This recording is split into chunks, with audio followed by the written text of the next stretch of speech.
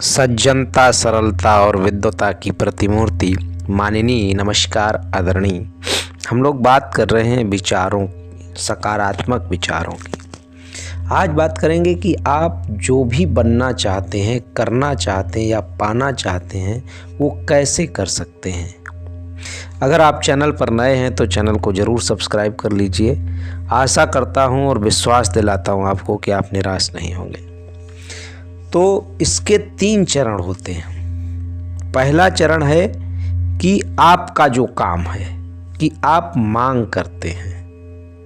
दूसरा चरण है जो आपका काम नहीं है, वो ब्रह्मांड यूनिवर्स उसका उत्तर देता है।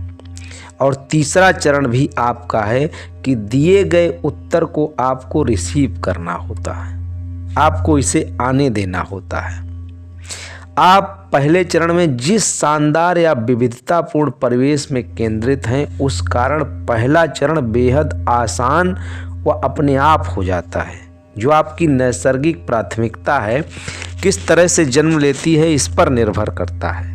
आपकी सूक्ष्म या बल की अवचेतन से लेकर स्पष्ट सटीक विविध इच्छाओं तक सभी आपके दैनिक जीवन के विरोधाभासी अनुभवों का परिणाम है।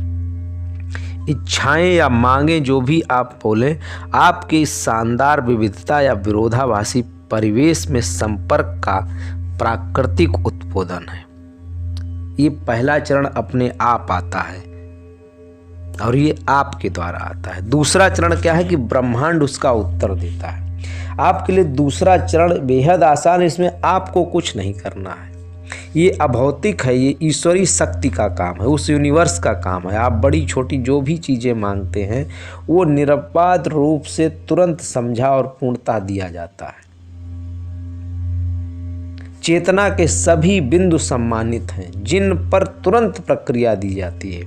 आप जब भी मांगेंगे आपको दिया जाएगा। आप जितने बार मांगेंगे उतने बार दिया जाएगा। आप कई बार मांगेंगे, हर बार मिलेगा। कई बार आपको शब्द बोलकर मांगना पड़ता है, लेकिन कई बार ये आपकी निजी प्राथमिकताओं के कारण अपने आप आता है, वाइब्रेशंस से आता है, जिनमें आपको कुछ नहीं करना है, वो ब्रह्मांड आपको देता है। हर प्रश्न का उत्तर दिया जाता है, हर इच्छा पूरी करी जाती है, हर प्रार्थना आपकी सुनी जाती है, हर मनोरथ आपका पूरा होता है। लेकिन बहुत से लोग अपने जीवन की अपूर्ण इच्छाओं का हवाला देते हैं, नकारात्मक विचार उसमें जोड़ देते हैं, तर्क देने लगते हैं। ऐसा इसलिए क्योंकि वो इसकी महत्वपूर्ण बात को अभी पूरी तरह से समझ नहीं पाए। और तीसरा चरण है कि इस चरण को पूरा किए बिना पहले और दूसरे चरण आपको कभी पूरे दिखाई नहीं देते हैं। इसे स्वीकृत देते हैं। आपको रिसीविंग की कला आनी चाहिए, स्वीकृत की कला को आना चाहिए। आपका मार्गदर्शन प्रणाली की मौजूदगी का यही वास्तविक कारण है।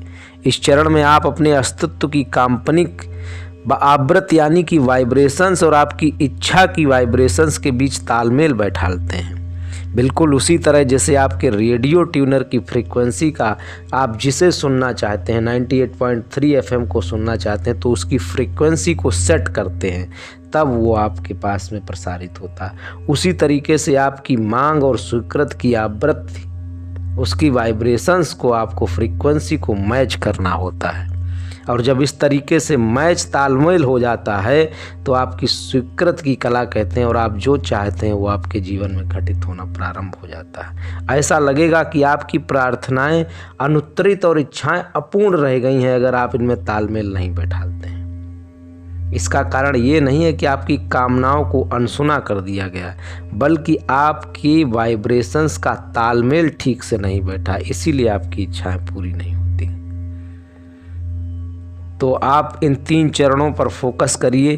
पहली आपका काम है कि मांगना, दूसरा यूनिवर्स का काम है आपको देना, और तीसरा आपका काम है कि आपको उसको रिसीव करना और उस फ्रीक्वेंसी को मैच करना।